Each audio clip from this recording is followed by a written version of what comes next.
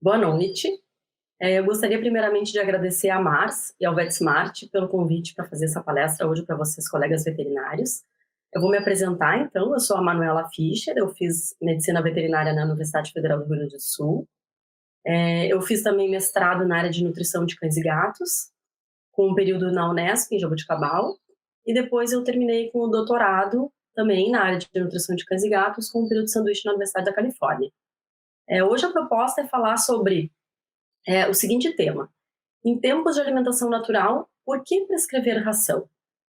Então a gente vai começar essa apresentação falando sobre alguns conceitos que são bem importantes para depois eu conseguir chegar nos pontos que são importantes, né, que são essenciais nessa apresentação, nessa aula. O que são os nutrientes essenciais? Nutriente essencial são aqueles que o organismo ele não consegue produzir na velocidade necessária, ou então ele não consegue produzir na velocidade da sua utilização. Isso significa o quê? Que eles devem vir na dieta obrigatoriamente, por isso o nome essenciais. Nós temos nutrientes essenciais e temos não essenciais, que são aqueles que o organismo dá conta de produzir na quantidade necessária e na velocidade da produção, da sua utilização. Os cães e os gatos, eles têm em torno, eles exigem em torno de 40 nutrientes diariamente. Dentre eles, os aminoácidos, que são em torno de 10, 11 para os gatos, porque ainda tem a taurina. Os ácidos graxos, o ácido linoleico, o ácido araquidônico para os gatos, o alfa-linolênico, que é o ômega 3 para os filhotes, e o EPA e o DHA para os filhotes também.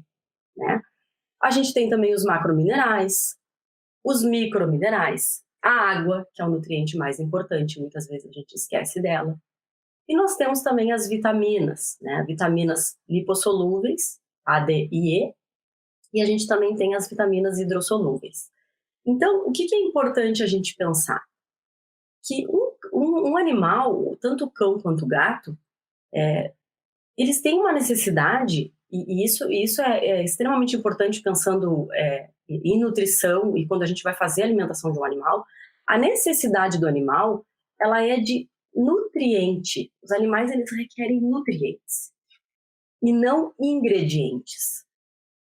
A indústria, os pesquisadores e quem formula os alimentos, eles estão focando nessa necessidade. Eles estão desenvolvendo alimentos pensando em como suprir a necessidade de nutrientes dos animais. E o consumidor, ele está pensando no quê? Ele está pensando no ingrediente. Então, muitas vezes, o consumidor, ele olha um rótulo de uma ração e ele acha que aquele ingrediente não é adequado para o seu animal. Mas, na verdade, aquele ingrediente fornece os nutrientes necessários. É uma questão mesmo de desconhecimento de quais os nutrientes estão presentes em quais ingredientes. Então, vamos lá. Aqui eu trouxe uma tabela que mostra a composição dos alimentos por 100 gramas, certo? Então, eu trouxe ali o nível de energia, de proteína e de lipídios de alguns ingredientes que eu encontrei na tabela TACO, a nossa tabela brasileira de composição de alimentos, e na tabela do USDA. Então, se vocês olharem ali, o primeiro ingrediente é pulmão e outros subprodutos bovinos cozidos. Ele contém 120 calorias, 20,4 de proteína e 3,7 gramas de lipídios. O pulmão e os outros subprodutos bovinos, eles não são ingredientes apreciados pelo consumo humano. Então, é aquele subproduto que sobra dos abatedouros e que vai para o consumo animal. Já o bucho bovino, embora não seja apreciado por todo mundo, ele faz parte de um famoso prato brasileiro que é a dobradinha. Então, se nós formos olhar a composição do bucho e dos subprodutos, em termos de energia, proteína e lipídios, é muito parecido. O bucho bovino contém 133 calorias, 21,6 de proteína, gramas de proteína e 4,5 de lipídios. Ou seja, por que não formular uma dieta com um subproduto que não é utilizado na alimentação humana, que vai fornecer os mesmos nutrientes do que aquele que poderia estar indo para a alimentação humana e que compete com a alimentação humana? De outra forma, aqui, vamos pensar em uma situação em que eu prescrevo uma alimentação natural para um cliente. E eu prescrevo lá colchão duro, sem gordura, cozido. que contém 217 calorias, 30,9 de proteína e 8,9 gramas de lipídios. O tutor, ele decide que coxão duro é uma carne de segunda e que ele quer dar filé mignon para o seu animal.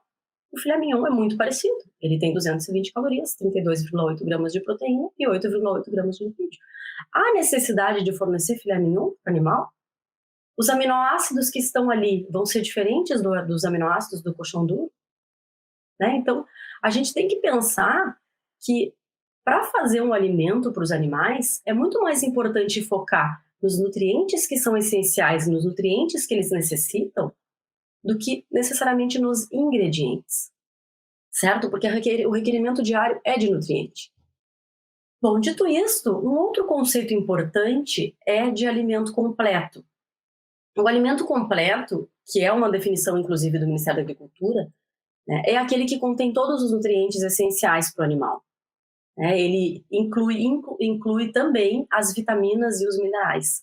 Isso significa que um alimento completo, ele dispensa a utilização de um suplemento mineral e vitamínico. Não é necessário a suplementação. Isso acontece com bastante frequência. A pessoa compra um alimento um pouco inferior àquele que poderia dar para o animal, ou enfim, ou troca, e compra também um suplemento no intuito de melhorar, né, o balanço da ração. Quando, na verdade, esse é um erro. A pessoa não deveria colocar uma ração, além da ração, suplementar com vitaminas e minerais, porque certamente vão ter excessos. Com relação a outros conceitos que são importantes para a gente poder desenvolver a nossa aula, além do alimento completo, que é um produto composto por ingredientes ou matérias-primas e aditivos, destinado exclusivamente à alimentação de animais de companhia, capaz de atender integralmente suas exigências nutricionais, podendo possuir propriedades específicas ou funcionais. Além desse conceito importante que, em resumo, diz que é um alimento que pode ser dado exclusivamente como fonte de alimentação para os animais, não necessitando nenhum outro tipo de alimento, existe também o conceito, perante o MAPA, de alimento coadjuvante, que seria a mesma coisa que o alimento completo, porém é um alimento específico para distúrbios fisiológicos. Também atende de forma integral à necessidade do animal, mas é também para atender um distúrbio fisiológico, né, uma doença. São os alimentos que a gente chama de terapêuticos. Né? Algumas pessoas chamam equivocadamente de medicamentoso, mas esse termo é errado, uma vez que não é permitido colocar medicamento. Então a gente chama de alimento coadjuvante ou terapêutico. E também temos os alimentos específicos, que é o quê? Nada mais do que o petisco. Né? É um alimento dado exclusivamente como prêmio ou recompensa, não se caracterizando como alimento completo. Então a gente vai falar um pouquinho sobre isso na nossa aula, por isso esses conceitos são importantes. Aí eu faço essa pergunta: os alimentos disponíveis no mercado, eles são completos? Bom, com relação às rações secas, 100% das rações secas no mercado são alimentos completos ou coadjuvantes, né? O alimento aquele para o animal de manutenção, o filhote, ou também os alimentos coadjuvantes, os terapêuticos. Com relação aos alimentos úmidos, que são os sachês e as latas, a grande maioria é de alimento completo ou coadjuvante, mas possui algumas marcas, alguns produtos que são alimentos específicos, ou seja, petisco. O animal não pode consumir esse alimento úmido como única alimentação, porque ele vai ficar com deficiências. E também tem os alimentos naturais, né? Os alimentos caseiros disponíveis no mercado já, empresas desenvolvendo. E aí, se são completos ou não, a gente ainda tem pouca informação. Com certeza as empresas estão usando suplementação, eu acredito que com certeza elas utilizam, porém, nem todos os suplementos eles são feitos para alimentação caseira. E mesmo os que são feitos para alimentação caseira, eu já fiz alguns testes de utilizar no programa de formulação diversos suplementos, né? E a indicação do fabricante é de uma quantidade e o programa de formulação ele puxa uma quantidade muito maior. Então, será que esses alimentos estão realmente completos? Né? Será que as empresas estão utilizando a quantidade que deveria, conforme a orientação do fabricante? E mesmo a orientação do fabricante, a meu ver, elas estão subestimadas, né? Então, fica essa dúvida se realmente a gente pode confiar na formulação de todas as empresas, né? de alimentação natural, porque é algo novo. É algo novo, é algo que está sendo testado e a gente precisa um pouco mais de tempo, né, para observar e para a gente poder concluir esse tipo de informação. Bom, então o que vai ser importante para nós avaliarmos em um alimento? Né? O título da pergunta, da nossa aula, né, que é uma pergunta, é: em tempos de alimentação natural, por que prescrever uma ração?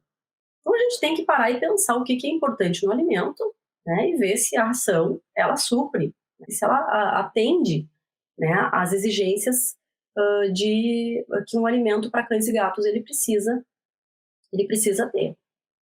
Então, com relação à qualidade de matérias-primas, nós vamos falar um pouquinho especificamente. Também temos aqui uma importância que a gente não pode esquecer, que é a formulação, tem que ser feita de forma adequada. O processamento desse alimento, claro que a gente vai pensar muito mais em termos de alimento industrializado, e também a palatabilidade. A palatabilidade, ela está relacionada também à qualidade das matérias-primas, né? Composição nutricional, digestibilidade, tudo isso faz parte da qualidade das matérias-primas. Mas eu resolvi separar a palatabilidade dada a importância dela. Então vamos lá, né? Com relação à qualidade de matéria-prima, o que deve ter um alimento em termos de proteína? A proteína, o pessoal fala muito em quantidade de proteína, quando na verdade a qualidade é mais importante, o balanço aminoácido é mais importante. Suprir os aminoácidos essenciais do animal é mais importante. Uma proteína de boa digestibilidade que fornece nitrogênio não essencial para a síntese proteica. Então, uma proteína de alta qualidade que pode ser tanto animal quanto vegetal. É claro que é mais interessante que as rações contenham mais proteína de origem animal, por uma questão de balanço de aminoácidos, por uma questão de palatabilidade, né, por uma questão de preferência, inclusive, dos animais. Mas a proteína de origem vegetal ela tem características interessantes e que podem ser incluídas junto com a proteína de origem animal em função da baixa matéria mineral que ela apresenta. Então, enquanto a proteína de origem animal ela fornece bastante proteína, ela também aumenta a matéria mineral e o cálcio, né, desse alimento. Enquanto que a proteína de origem vegetal ela aumenta a proteína sem ter impacto em matéria mineral e cálcio. Então, isso vai ter impacto com certeza também, né, na digestibilidade do alimento. Então, a gente tem, além da qualidade da proteína, a qualidade da gordura, né, que deve ser, além de uma qualidade adequada. O que significa qualidade adequada de gordura? Que faça, né, o suprimento, que supra a exigência de ácidos graxos essenciais da série 6, o ômega 6. Muitos acreditam que o ômega 3 é o essencial e que só precisa adicionar o ômega 3, mas na verdade os animais têm necessidade dos ácidos graxos da série 6. Sim, é importante e desejável incluir o ômega 3 para que o balanço 6-3 ele fique adequado, ou mais próximo do ideal, mas de fato a gente não pode deixar de colocar, né, de adicionar no alimento o ômega 6 para que o animal não tenha deficiência desses ácidos graxos essenciais. E além disso, a gordura ela é extremamente importante na palatabilidade do alimento. Então as gorduras de origem animal, por exemplo, elas são muito mais palatáveis do que as gorduras de origem vegetal. Então isso a gente também deve levar em consideração, né, em um alimento. Com relação a carboidrato, a gente tem carboidratos que são fonte de energia, né, mais energéticos, digamos assim, como o arroz, o milho, a batata, a mandioca. E a gente tem alguns carboidratos que mais são muito... eles contribuem muito com a fibra no alimento, como o farelo de trigo, o farelo de arroz, o germe de milho. Então são os polissacarídeos não amiláceos, certo? O que eu procuro numa dieta? Se eu quero uma dieta com alta fibra, me interessa o arroz, o milho, a batata, a mandioca, me interessam os carboidratos energéticos, né? Os outros carboidratos que contam com fibra, eles podem, em quantidades acima do ideal, eles podem impactar, né, e prejudicar muito a digestibilidade do alimento, o que não é o ideal.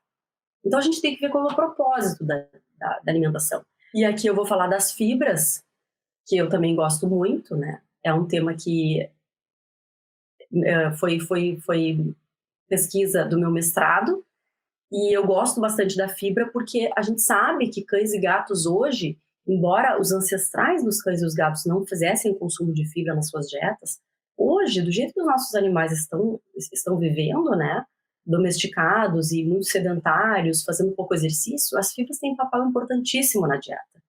Mas claro que a gente vai colocar essas fibras, né, com alguma intenção, com algum objetivo. E não é qualquer fibra. Cada fibra tem uma função, cada fibra tem uma característica e vai ter uma atuação a nível de saúde intestinal, para melhorar a consistência de fezes, o trânsito intestinal, para promover saciedade, diluição calórica. Então a gente vai colocar a fibra com alguma intenção e não simplesmente porque nós selecionamos ingredientes que contêm fibras, né, que contêm fibra elevada, e aquilo vai ter impacto na digestibilidade e não era o meu intuito. Então, não, a gente tem que ter um cuidado na hora da escolha dos ingredientes, né? E também a qualidade dessas matérias-primas. Bom, então eu já falei um pouco sobre a questão da qualidade das matérias-primas, né? Que eu considero extremamente importante, a qualidade. Né? Muitas empresas têm todo um cadastro de fornecedor, né? A empresa chega, né, a entrega do produto chega na fábrica de ração, são feitas análises, então a fábrica ela vai analisar e vai dizer se recebe ou não aquela carga de acordo com a qualidade, com a exigência da empresa. Então, qualidade de matéria-prima é algo bem complexo e é algo bem sério dentro das fábricas de ração. Isso poucas pessoas sabem. Bom, um outro ponto muito importante é a questão da formulação. Toda fábrica de ração tem um software, tem um programa, né, em que ele vai colocar ali quais são os ingredientes que ele dispõe, qual é a proporção que ele quer empregar de acordo com o nível de proteína que ele quer, com o nível de gordura, qual é o objetivo desse alimento. É um alimento para manutenção, é um alimento para crescimento, é um alimento para um animal com insuficiência renal crônica. Qual que é o objetivo desse alimento?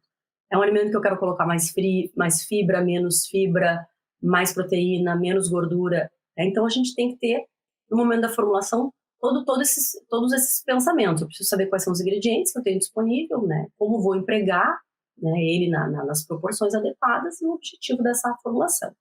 Então, a gente tem alguns programas que são utilizados, né, em algumas fábricas, mas o importante é a gente fazer o uso desses softwares para que eles calculem de forma adequada, né, a proporção dos alimentos e a fórmula de cada um dos alimentos que a gente vai oferecer para o cliente, ou a gente vai, inclusive, prescrever em caso de formulação de alimentação natural. Também aqui vai ser importante fazer a escolha dos ingredientes, né, a proporção empregada também vai ser importante, logicamente, e o objetivo. Então, aqui até então está tudo igual, né, ao que a gente vê nas rações. A questão é que se encontra ainda muito na internet e dietas que vêm para mim de clientes que foram prescritas com base em proporções. Então, nesse gráfico que eu estou mostrando para vocês aí de pizza, então 35% são carnes, né, inclusão de carnes, 30% carboidratos, 30% vegetais e 5% vísceras. Esse é um exemplo, né? Existem outras proporções que eu encontrei na internet, menos carboidratos, mais proteína, 40% de proteína, né? O que acontece com esse tipo de dieta? As carnes, elas não são iguais. Os carboidratos não são iguais, as vísceras não são iguais, o carboidrato não é igual. Os ingredientes, eles não contêm os mesmos nutrientes. Então, simplesmente a gente colocar 35% de carnes, quais carnes que vão estar presentes nesse alimento? Se eu trocar uma pela outra, o que vai acontecer? Então, eu trouxe aqui de novo aquela tabelinha que eu mostrei para vocês um pouquinho mais cedo. E aqui eu incluí naquela tabela os níveis de cálcio e fósforo. Então, imaginem que o animal ele está fazendo consumo de uma dieta de um colchão duro, que é uma carne de segunda, né? E como vocês podem ver, o fósforo do colchão duro, ele é 189 miligramas, certo? Por 100 gramas de alimento. Mas aí, A pessoa, ela recebeu a informação de que ela poderia trocar as carnes, né, que 35% é carne, ou vamos supor que o animal dela seja insuficiente renal crônico, mas ele tem uma inclusão menor de carne, né, com certeza para esse paciente a indicação seria dar menos percentual de carnes, mas ela resolve trocar a carne, o colchão duro, por um filé mignon, que tem 308 miligramas, né, de fósforo, ou seja, 60% a mais. Eu tenho aqui o bucho bovino com 63 miligramas de fósforo. Então vejam que há uma diferença grande, né, em termos de fósforo, aqui nesse exemplo que eu trouxe, e lá no início, como eu mostrei para vocês, em termos de proteína de um para o outro, né, ou de lipídios de um para o outro, essa diferença já ela não é tão grande. É claro que a gente tem que fazer o comparativo entre os ingredientes. Por isso que o programa de formulação é interessante e ele é necessário, porque a gente coloca no programa todos aqueles nutrientes que o ingrediente ele tem, né, na sua formulação. Quais são os nutrientes que aquele ingrediente ele carrega? E aí o programa vai fazer a união dessas informações e vai dar a fórmula, né, com um fósforo mais baixo para um animal que precisa de um fósforo mais baixo, uma gordura mais baixa para um animal com linfagectasia. Então, por que eu vou simplesmente trocar as gorduras? Eu vou voltar aqui um pouquinho. Vamos supor, eu vou botar uma carne mais magra, uma carne mais gorda, ou se eu usar só carnes magras aqui, será que não vai faltar ácido graxo essencial se eu não acrescentar um óleo? Se eu usar peito de frango aqui, 35% de peito de frango. Então, essa proporção ela não é a mais adequada. Sempre procurem trabalhar com veterinários, com colegas ou tecnistas que utilizam software, de nutrição animal para que a gente tenha formulações mais precisas. Aqui eu trouxe um outro exemplo de uma dieta formulada para um cão com 10 quilos, que deveria consumir em torno de 480 gramas ao dia, em que a dieta dele ficou composta por arroz branco, abobrinha, cenoura, fígado, acém, óleo de girassol e um suplemento mineral vitamínico. Então essa dieta foi formulada com uma carne bovina, e o que foi feito foi uma formulação substituindo o acém, a carne bovina, por peito de frango. A única mudança foi essa. E o que aconteceu nessa dieta? O arroz branco, a abobrinha e a cenoura, praticamente não houve alteração. Mas o fígado, o programa já puxou 5 gramas a menos, pela inclusão do peito de frango. O peito de frango, ele não incluiu 91 gramas, e sim, ele incluiu 85. E o óleo de girassol, vejam que interessante, ele puxou 14 ml.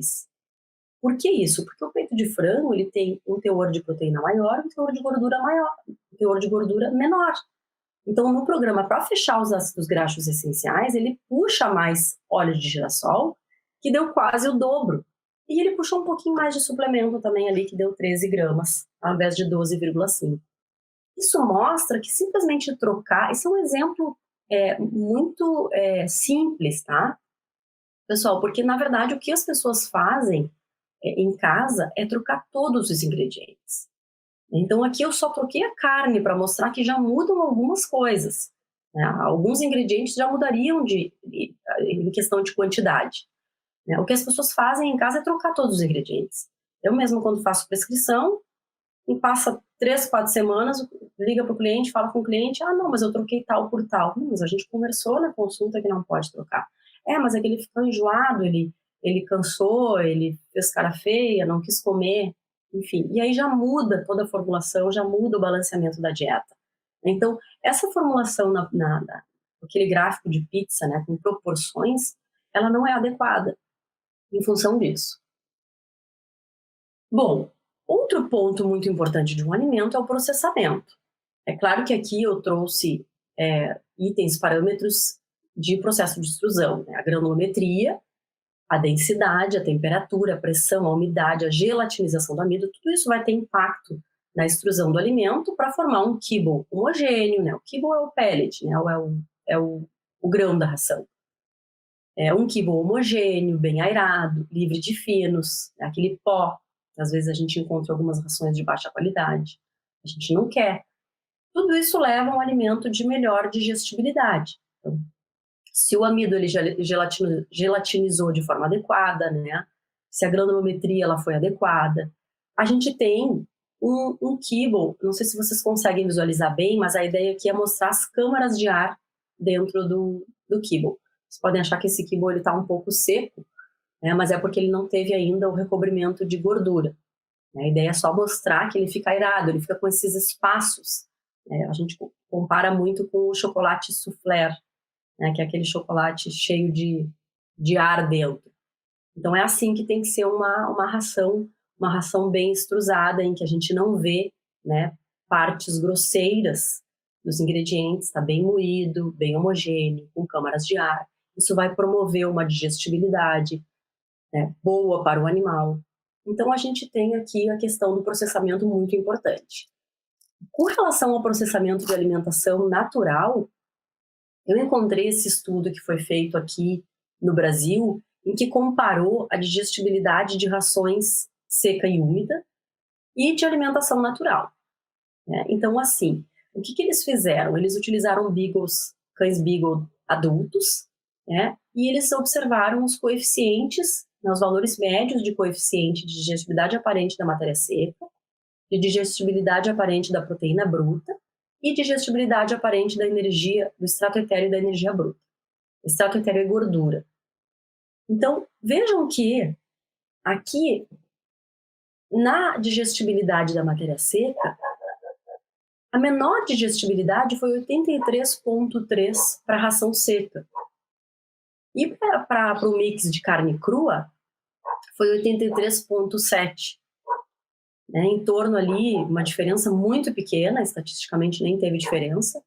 E com relação à ração úmida e ao mix de frango cru, mix de carne cozida e mix de frango cozido, embora tenha dado diferença estatística para o mix de carne crua e ração seca, numericamente isso é praticamente irrelevante em termos de digestibilidade. Uma digestibilidade de 85,2 para 87 para 83,3, 83,7 é muito pequena essa diferença. Então isso mostra que a digestibilidade tanto das rações quanto da alimentação natural, da matéria seca, foi muito boa. Já com relação à digestibilidade da proteína bruta, a ração seca teve um valor menor, 82,2. Ainda assim, acima de 82%, o que é bom. A ração úmida já teve mais de 90% de digestibilidade, e aí sim, a alimentação natural, tanto crua quanto cozida, né, teve uma digestibilidade superior, 93%, 93,9%, 93,8%. Mas vejam que de 90,4 para 93 ali da ração úmida para o mix de carne crua, também, em termos percentuais, né, não é tanto assim a diferença. Com relação à digestibilidade da gordura, tanto a ração seca quanto a ração úmida e o mix de carne crua tiveram percentuais muito bons de digestibilidade, acima de 93,6%. É uma diferença também pequena para o alimento de frango cru, carne cozida e mix de frango cozido. Então, muito bons os níveis de digestibilidade, os coeficientes de digestibilidade da gordura, né, de todos os tratamentos aqui nessa coluna. E com relação à energia bruta, o comportamento foi um pouco semelhante à digestibilidade da proteína bruta. Né? A ração seca teve um coeficiente um pouquinho menor, acima de 86,5%.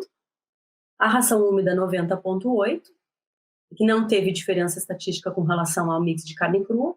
E aí sim, mix de frango cru, mix de carne cozida e mix de frango cozido teve uma digestibilidade superior. Então vejam que o mix de carne cozida e frango cozido tem até uma digestibilidade superior ao mix de carne crua, em alguns parâmetros, né? Muitos acreditam que a carne crua ela é mais digestível que a carne cozida. Esse estudo não mostrou isso. Embora, de novo, né, a diferença seja muito pequena, né, em termos percentuais. E a gente vê que a digestibilidade das rações elas são muito boas. Às vezes até iguais do que a digestibilidade dos alimentos caseiros. Bom, então, por fim, a gente tem um outro ponto importante, que é a palatabilidade. A palatabilidade do alimento é algo extremamente importante para que o animal faça consumo do alimento, né, de preferência na hora que o proprietário coloca o alimento no comedouro, né? Isso vai ser importante para o animal, obviamente, né? E também até acho mais importante para o tutor, que se sente satisfeito em ver que o animal consome aquele alimento, né, de forma, ao ver dele, prazerosa. Então, o que está mais relacionado à palatabilidade é o olfato, né, o odor do alimento, a percepção do cheiro do alimento para o animal, o sabor, que para o cão é mais importante do que para o gato, em função do número de papilas gustativas que eles têm na língua, e a textura, que para o gato vai ser mais importante do que para o cão. E outros também, né, parâmetros como o formato do quibo, a temperatura, a umidade, tudo isso interfere na palatabilidade. E com relação às preferências, a literatura relata que tanto cão quanto gatos têm uma preferência maior por alimentos mais úmidos, né, por maior teor proteico, maior conteúdo de gordura e menos fibras. É claro que essas preferências a gente sabe que está muito relacionada àquele período lá, especialmente no gato, dos primeiros 6 meses em que ele foi apresentado, né, em que ele é apresentado para diversos alimentos ou não, ou ele é apresentado somente para um. O gato ele tem essa tendência, se ele só comeu o alimento seco, né, após ser desmamado, e nunca foi apresentado um alimento úmido, a tendência é ele preferir os alimentos secos. Mas, via de regra, o animal tendo opções, né, desde sempre, desde filhote, eles têm uma tendência a preferir os alimentos mais úmidos. Isso não significa que a gente tenha que necessariamente formular dietas sempre úmidas, com alto teor proteico, com alto conteúdo de gordura e menos fibras. Até porque, como eu já comentei, os animais domésticos, da forma como eles vivem hoje, não tem como a gente fazer dietas com alto conteúdo de gordura e baixa fibra. Isso é incompatível com o estilo de vida que eles têm hoje. Mas essas seriam as preferências deles. Bom, e aí eu pergunto, né, para vocês, todas as rações vão atendem a esses critérios de qualidade, processamento, formulação, palatabilidade? Bom, nós sabemos que as rações não são iguais, né? A gente tem uma tendência, e muitas pessoas têm uma tendência a colocar o termo ração no mesmo saco. Mas a gente tem aí 3 principais divisões, que são as econômicas, as prêmio e super prêmio. Vale lembrar que o Ministério da Agricultura nem reconhece essa terminologia, né? Para o Ministério da Agricultura, o alimento é simplesmente econômico, coadjuvante ou específico, como a gente já comentou, mas existe essa classificação aí mercadológica que facilita também o entendimento do consumidor, né? Até na hora de comprar e entender se o alimento é premium, é super premium, um alimento melhor ou não. Então, bom, em termos de atender ou não esses critérios, com relação à qualidade de matéria-prima do alimento econômico, claro que se utiliza matérias-primas mais baratas. Proteína animal e proteína animal baixa e alta proteína vegetal. A gordura é baixa porque é um ingrediente extremamente caro, então em alimento econômico se utiliza muito pouco, o mínimo possível. A fibra acaba sendo alta por conta dos ingredientes baratos que são utilizados. A matéria mineral, ela acaba sendo elevada também, né? E também por uma questão de qualidade de matéria-prima, né? Baixa digestibilidade, então as fezes geralmente são volumosas, a palatabilidade é baixa, pouca gordura, pouca proteína, tem como o alimento ser muito palatável. E a formulação, ela é variável, geralmente se utilizam eventuais substitutivos. Isso permite que a empresa coloque alguns ingredientes que não estão na composição básica, né? De acordo com sazonalidade de algum ingrediente, preço, né? A empresa troca o ingrediente conforme a necessidade. E um ponto importante do alimento econômico é que a formulação ela é dentro do limite mínimo e máximo sempre. Ou seja, se o animal ele necessita 18%, vamos pensar um cão adulto, 18% de proteína bruta diária, né? O alimento econômico o alimento econômico vai ser formulado com 18% mínimo. A empresa não vai investir, colocar mais do que isso. Geralmente os alimentos econômicos têm o mínimo dentro daquilo que é exigido como mínimo, e eles colocam o máximo daquilo que é permitido colocar o máximo. Então vamos supor matéria mineral, o sugerido é máximo 12%. Então a empresa coloca lá o máximo permitido. Cálcio 2,4%. A empresa coloca o máximo permitido. Né? Então, assim, em termos de qualidade, de palatabilidade, o alimento econômico acaba pecando um pouco, né? Já o alimento premium, as matérias-primas são melhores, a proteína moderada, de melhor qualidade, a gordura é baixa a moderada, tem alguns alimentos premium com bons níveis de gordura. A fibra é adequada, nem tem excesso, nem tem muito pouco. A matéria mineral é moderada, abaixo daqueles 12% que eu comentei, né, que é o indicado, né, colocar ao máximo 12%. Os alimentos premium costumam utilizar menos. A digestibilidade é intermediária. A palatabilidade costuma ser muito boa, então o alimento premium os animais costumam aceitar de uma forma mais fácil. E a formulação ela pode ou não ser variável. Alguns alimentos premium utilizam eventuais substitutivos, né? Mas não é algo que a gente vá ver como um problema. Se a empresa utiliza um eventual substitutivo que é de igual qualidade ou superior ao da composição básica, não há problema algum. Eu já vi muitos alunos perguntarem, né, pessoas perguntarem, os eventuais substitutivos são péssimos, a gente olha isso já. Não é assim. Se são poucos eventuais substitutivos e eles têm uma qualidade igual ou superior ao da composição básica, não há problema. O problema realmente é quando são muitos eventuais substitutivos e são de baixa qualidade. Aí isso não vai ser nada interessante, a gente está comprando um produto que a gente não sabe nem o que está ali naquela composição. E também a formulação ela é mais distante do limite mínimo e máximo. Então, vamos supor aquele exemplo da proteína que eu dei para vocês, o mínimo é 18% para o adulto, um alimento premium já vai ter 20, 21, 22. Tá? Então, a matéria mineral, que eu comentei que o máximo era 12, um alimento premium já vai ter 9, 8,5. E o alimento super premium, a gente vai ter características, né, bem superiores aí em termos de matéria-prima, proteína mais alta, maior inclusão de proteína animal, a gordura é elevada, do meu ponto de vista elevada até demais, né, por isso até que os animais estão engordando muito, alta densidade energética de alguns alimentos, a fibra é muito baixa, o que no meu ponto de vista também é baixa demais, mas isso tem um impacto no quê? Uma alta digestibilidade. O que as pessoas querem hoje é que o animal ele coma bastante e produza poucas fezes. Então, o animal, a dieta tem que ter alta digestibilidade para que ele produza menos fezes, né? Só que acontece que o animal comendo uma dieta com alta digestibilidade, alta gordura, alta proteína, baixa fibra, ele vai engordar se ele não comer a quantidade adequada. Também a gente observa que essas rações têm matéria mineral bem baixa, né, palatabilidade extremamente elevada, se são utilizados palatabilizantes líquidos, em pó, um sistema, né, que coloca a gordura para dentro do kibble, né, a vácuo. Então, assim, tem uma tecnologia aí para cada vez mais melhorar a palatabilidade desses alimentos.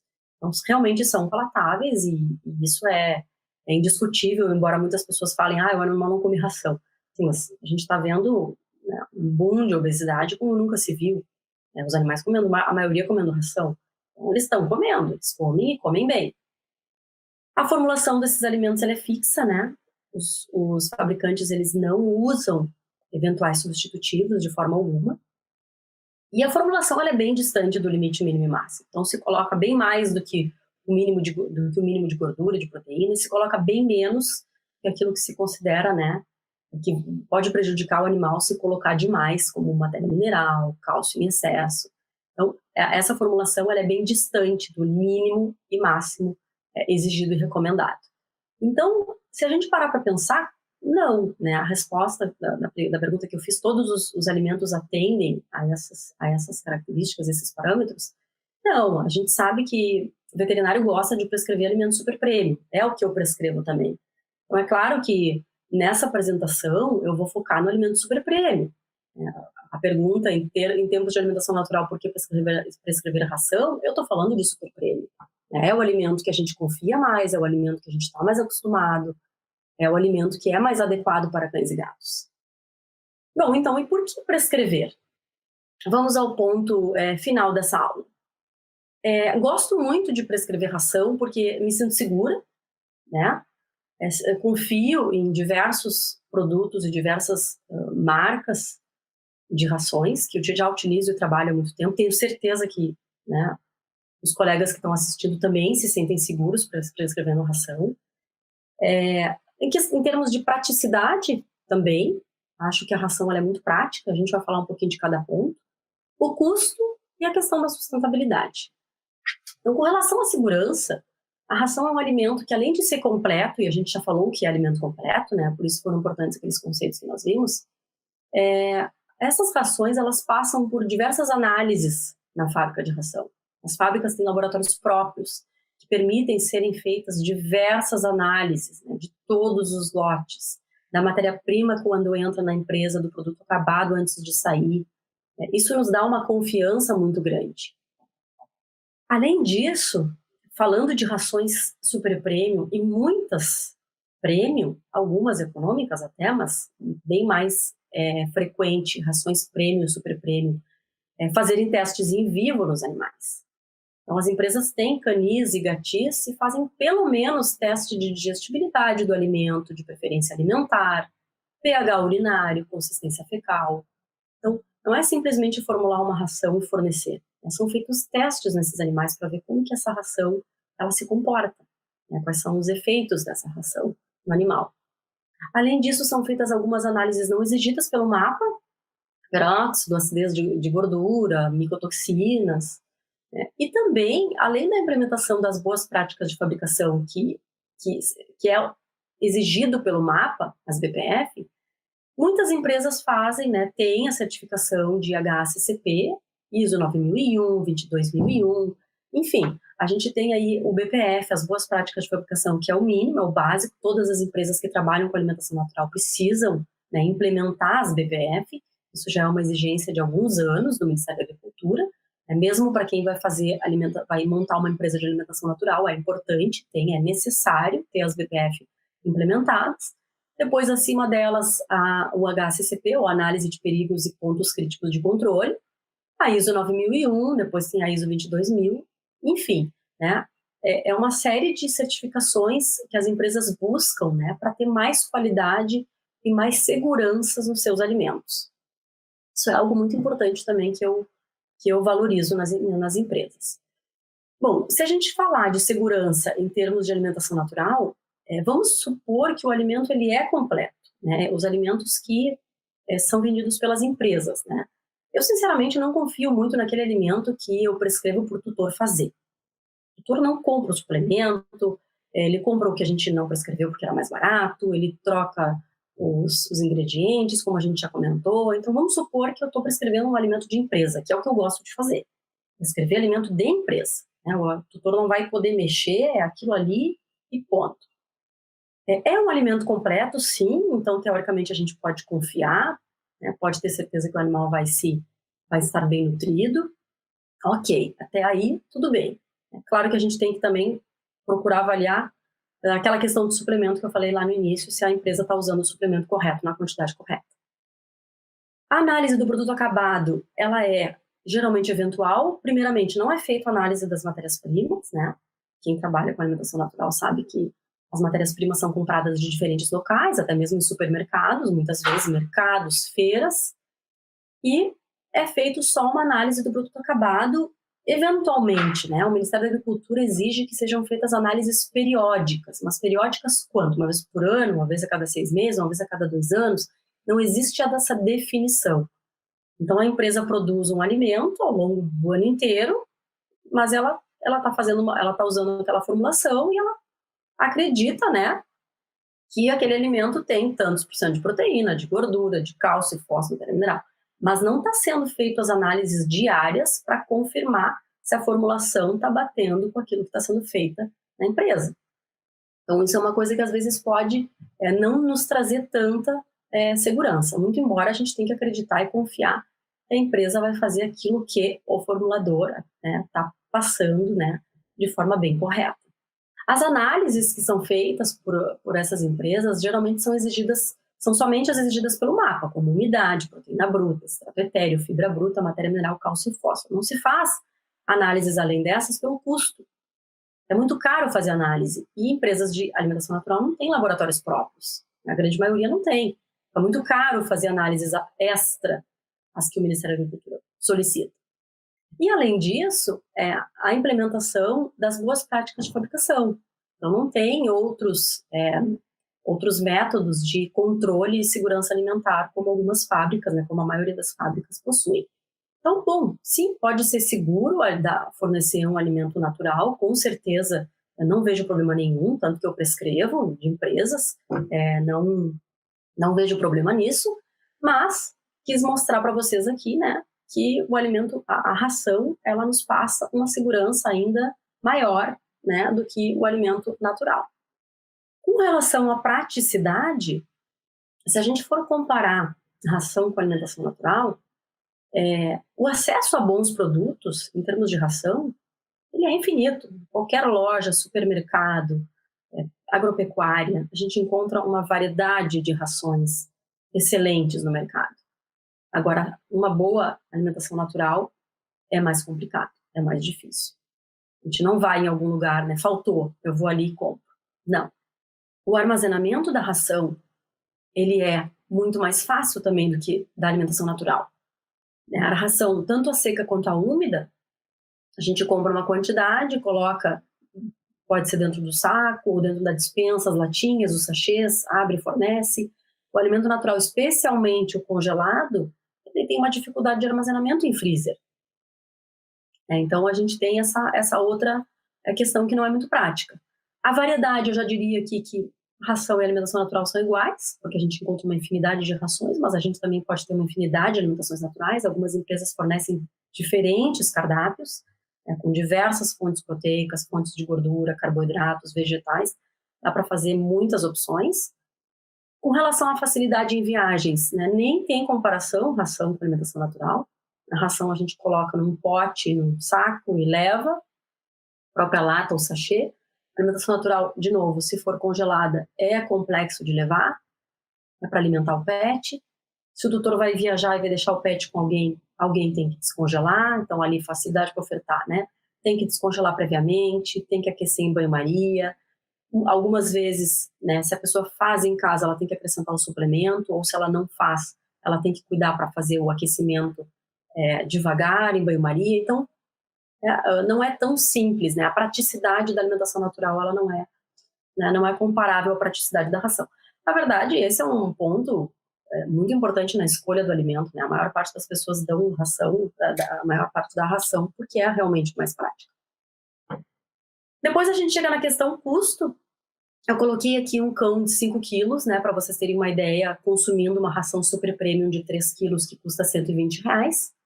A duração média, consumindo 85 gramas por dia, vai ser de 35 dias e o custo por dia é R$3,42. Se ele consumir uma comida caseira de 3 quilos, que custa em torno de 65, né, eu fiz uma cotação, a duração média, consumindo 270 gramas por dia, vai ser de 11 dias e o custo por dia de R$5,90. Então vejam aí que é um valor, né, 75% bem mais acima, né, da comida caseira em relação à ração super premium. Então o custo realmente do alimento caseiro é maior do que a ração super premium. Às vezes chega para mim clientes que querem fazer alimentação caseira porque querem economizar, porque a ração está cara. Então se equivocam nesse pensamento. Além disso, a ração tem alguns aditivos extras, como óleo de peixe, que fornece EPA e DHA, pode ter minerais quelatos, pode ter condroprotetores, pré-probióticos. Estou falando de ração super premium, claro, né, gente? Não são todas. Antioxidantes naturais, fibras funcionais, pode ter hexametafosfato ou tripolifosfato de sódio para limpeza dos dentes, né, para evitar a formação de placas. Então, tudo isso, se a gente for colocar numa alimentação natural, vai encarecer mais ainda. Aquele custo que eu passei para vocês de R$5,90 de alimentação natural é uma dieta somente, né, completa, com todos os nutrientes, macro e micronutrientes, suplementação, claro, né, calculada. E a gente tem um outro ponto aqui, que é a questão da sustentabilidade, que, a meu ver, é bem importante. Aqui eu peguei uma notícia de 2017, não consegui dados mais atuais, que fala que a indústria da reciclagem animal movimenta 7,9 bilhões por ano no país. No Brasil, são processados 12,4 milhões de toneladas de matéria crua, que viram ingredientes para sabonete, detergente, cosméticos, pneus, ração animal, fertilizantes e biodiesel. A atividade gera 55 mil empregos. Então, essa reciclagem animal, ela utiliza, daqueles 12,4 milhões, em torno de 5 milhões de toneladas vai para farinhas e gorduras da alimentação animal. Nós temos no Brasil mais de 75 milhões de cães e gatos. São produzidos mais de 2,6 milhões de toneladas de ração para pets. por ano. Então, imaginem, né, se a gente não utiliza essa matéria-prima que sai dos abatedouros e dos frigoríficos. Iria poluir o ambiente, como era feito antigamente, era colocado na natureza. Então, claro que hoje em dia as empresas cada vez mais têm preocupação com a questão de sustentabilidade, tratamento de água, de efluentes, tudo isso as empresas têm. Mas é extremamente importante que a gente pense na questão de sustentabilidade. A ração, ela por si só, o animal comer carne já é algo que não é sustentável, ecologicamente sustentável. Um ser humano comendo carne, a gente precisa ter o animal pastando, água, terra, tudo isso tem um efeito também, aumentando a pegada de carbono, né, aumentam os efeitos, a emissão de gases do efeito estufa. E isso que eu quero trazer para vocês, que é a questão da sustentabilidade da AN, que não tem como negar que compete diretamente com a alimentação humana. A gente está falando de carnes, de peito de frango, de arroz, de víscera como fígado. Então, é o que a gente falou lá no início da apresentação. Por que não usar o subproduto, o pulmão, que vai suprir uma necessidade proteica de aminoácidos? A gente não tem necessidade de colocar. O cão e o gato não apreciam o filé mignon como nós apreciamos. Então, a gente precisa entender isso para que a gente deixe de pensar como nós pensamos para a nossa alimentação. O cão e o gato são espécies completamente diferentes, inclusive em termos de preferência alimentar, né? A gente sabe que o ser humano ele tem 9.000 papilas gustativas na língua. A percepção do sabor nossa ela é infinitamente maior do que a do cão, que tem 1.700 papilas gustativas, e o gato, que tem menos de 500. Então, essa questão do sabor, de querer fornecer alimentos humanos para o animal, não é sustentável, definitivamente. Então, bom, por esses motivos, né, que eu listei, eu prefiro ainda, né, e por mais que eu saiba que em muitas situações, isso é um ponto importante de comentar agora no final, em muitas situações, o alimento caseiro, o alimento natural, ele vai ser indicado como primeira opção. É claro que tem animais que a gente vai indicar, animais que a gente precisa fazer diagnóstico de hipersensibilidade alimentar, um paciente com doença renal crônica que não consome ração, que precisa comer, alguma situação em que eu precise, que o animal tem 2 doenças concomitantes, eu preciso fazer uma formulação específica para ele. Animais com urolitíases, que eu gosto muito de dietas bem úmidas. É claro que vão haver situações em que eu vou colocar a alimentação natural como primeira opção. Mas se nós colocarmos na balança como um geral para todos os animais, né, porque eu não sei de onde que esses tutores estão comprando alimentação natural, de onde esses tutores estão fazendo alimentação natural, se estão tirando da internet, se estão tirando de livro, qual livro, né?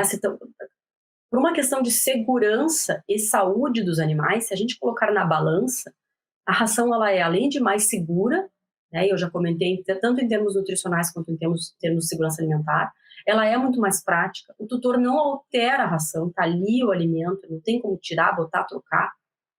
Tem a questão de ser sustentável, que eu já comentei, que é importante. Nós temos aí bilhões de pessoas para alimentar no mundo. Imagina a gente ter que alimentar agora os animais também com o mesmo alimento.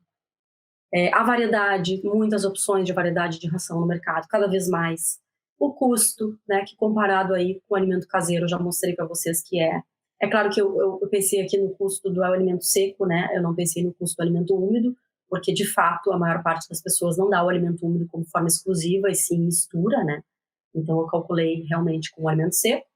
E como ponto negativo do alimento seco também usei ali a alta caloria e a baixa umidade, que pode levar o animal à obesidade caso, né, ele não faça consumo das calorias de forma adequada. Então, colocando na balança, sim, eu prescrevo ração ainda, embora prescreva alimentação natural, em muitos casos é o indicado, eu prescrevo sim ração, prefiro a super premium, né? Muitas vezes o cliente não tem condições, a gente vai procurar um alimento com um custo-benefício melhor, mas considero as rações ainda muito seguras. E só para finalizar, vou contar um caso para vocês que eu atendi de um gato que foi desmamado aos 2 meses, e quando ele estava completando 5 meses, né, ele foi desmamado aos 2 meses e ele recebeu a alimentação natural que o tutor tirou da internet. e ele não suplementava com minerais e vitaminas, né, e não fornecia cálcio. Então, era uma dieta à base de carboidratos, vísceras, carnes, mas sem osso e sem suplementação alguma.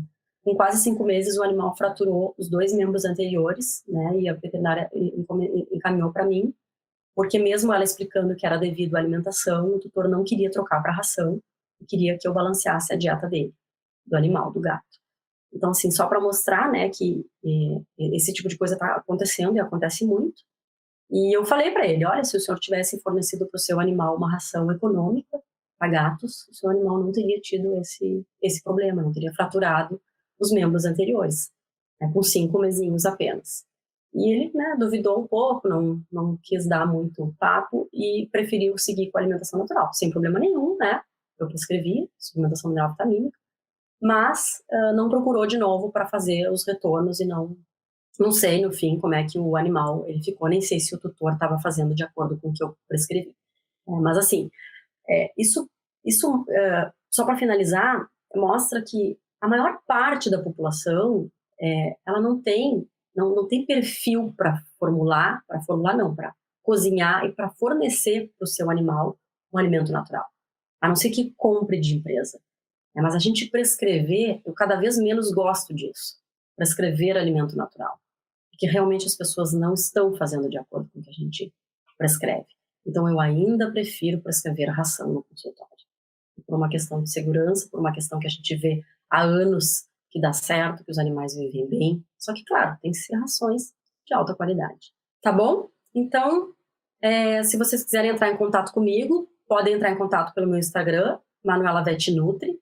Lá no meu site, veterinarianutricionista.com.br, vocês podem baixar 2 e-books gratuitamente. Eu tenho um e-book sobre ração versus AN, que tem alguns conceitos e algum conteúdo que foi abordado na palestra de hoje, e também um outro e-book que é como avaliar uma ração a partir do rótulo, né, em que eu falo mais sobre as diferenças entre econômica, premium, eu incluo também as premium especial, né, e super premium. Vocês podem ficar à vontade em comentar, me mandar dúvidas, eu estou à disposição. Muito obrigada.